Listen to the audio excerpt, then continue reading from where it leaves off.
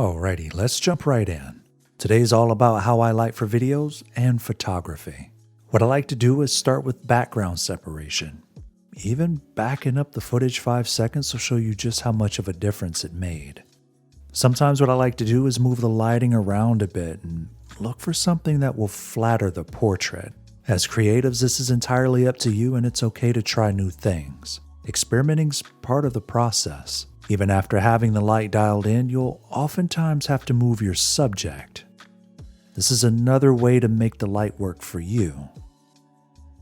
Jen's looking in a direction off to the right, so consider different angles for your photography and not just the one your figure is looking in. It's all about a feel. Jen was undercover at an Imperial base, which is usually sterile and cool in lighting. But I also want to share a warmth to her that you'll see later on. Now that we have her looking in a way that I like at least, this is where we begin having the light work for us. The left side is too dark for my liking, so we need to introduce more light and separate her from the background. Also note how the light is working on the batons as well. It's adding another interest to the shot and not just her face, even though it's the focus.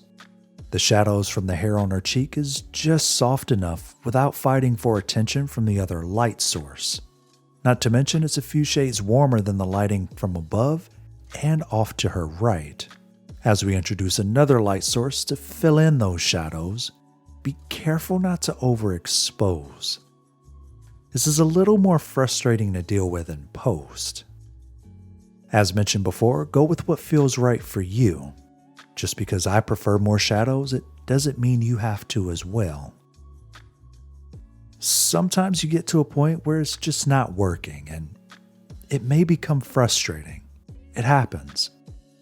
Try another angle or try adjusting your subject. Here we'll move Jen to the other side of the screen and have her looking into the distance. Again, playing with the light sources until we find something that we like. After I share the lighting setup, you all will see what I prefer most and how color grading can add a different feel to your work. Here we have the subject with her eyes being the focus point. We have a light off to her left side with a flag. We also have an overhead light as well as another light off to her right. With color grading and lights from before excluding the overhead, I get to share what I see and just how good the portrait design really is. This is what I love most. Lighting is very important when trying to point out features and textures for your viewers.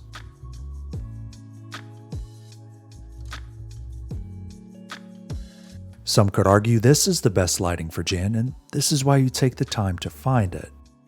So I challenge you to play with a light source on one of your favorite figures and share it with us over on our Discord server. It doesn't have to be perfect, and it won't be. But the important thing is, it's a start. Thanks for watching.